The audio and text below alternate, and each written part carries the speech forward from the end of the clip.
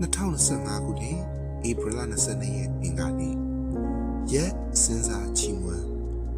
ထာဝရဘုရား၏အမှုတော်တို့သည်ကြီးမြတ်ကြ၏ကြည်ညိုသောသူတို့သည်ထိုအမှုတော်တို့ကိုရှာဖွေလိုက်စစ်တတ်ကြ၏112ခုမြောက်သောစာလံပိုင်းငယ်နှင့်လူငယ်သည်နှစ်ပေါင်းများစွာဇွန်လ၏နေသားသောမိုးလွဲချိန်မှာတောအုပ်အနီးရေကန်တစ်ခုကိုဖျက်လျှောက်လာခဲ့သည်အချိန်များစွာဖျက်လျှောက်ဖူးခဲ့တော်လဲထူးခြားသည့်ထိုနေ့ကဘုရားသခင်ဖန်ဆင်းခြင်းအကြောင်းစဉ်းစားဖို့ကျမလမ်းလျှောက်တာရပ်တန့်လိုက်သည်ကျမပထမဆုံးကြားတဲ့အသံမြင်ရတာကအနီရောင်တောင်ပန်ပါတဲ့ငှက်မဲတစ်ကောင်ကတေးတီရင်ကျူရိုးပေါ်မှာရိမ်ထိုးနေသည်ရေပြင်ထက်ရိုင်နေသောတဖန်းပင်ပေါ်ရှိငှက်တိုက်မှာဝတ်နေသည့်ညီးနေသောဂျိုးတစ်ကောင်ကိုတွေ့လိုက်သည်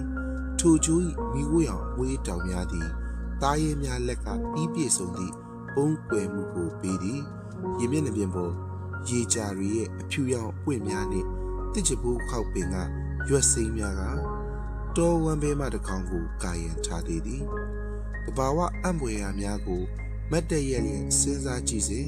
ဘုရားသခင်ကထိုအရာအားလုံးကိုဖန်ဆင်းခဲ့တာအံ့ဩမိသည်အပင်နှင့်ငှက်တိုင်းကဘုရားရှင်ဖန်ဆင်းခြင်းကိုတတ်သိခံနေကြသည်ဖန်ဆင်းခြင်းလှပမှုနှင့်ကွဲပြားမှုကကျမကိုအံ့ဩလျက်ချီးမွမ်းခြင်းကိုဖြစ်စေသည်ဘုရားသခင်ဖန်ဆင်းခြင်းကိုစူးစမ်းဖို့အချိန်ယူခြင်းကဝတ်ပြုကိုးကွယ်သည့်နည်းတစ်နည်းဖြစ်သည်ထိုအရာက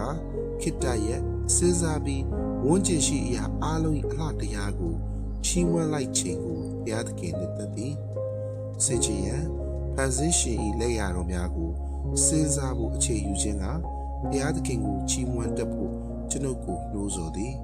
အာယုံပြုဆုတောင်းရန်ဘုရားသခင်ဖန်ဆင်းခြင်းကိုတန်ဖိုးထားရန်ဆုတောင်းချက်ဖန်ဆင်းရှင်ဖာကိုရောဤအံ့ဖွယ်လက်ရာတော်အားလုံးအတွက်ကျေးဇူးတင်ပါ၏ကိုရောဤလှပသောဖန်ဆင်းခြင်းကိုဂရုမမူတန်ဖိုးမထားခံယူမှုအတွက်ခွင့်လွှတ်ပေးမူပါအာမင် Deborah Pierce, Massachusetts, USA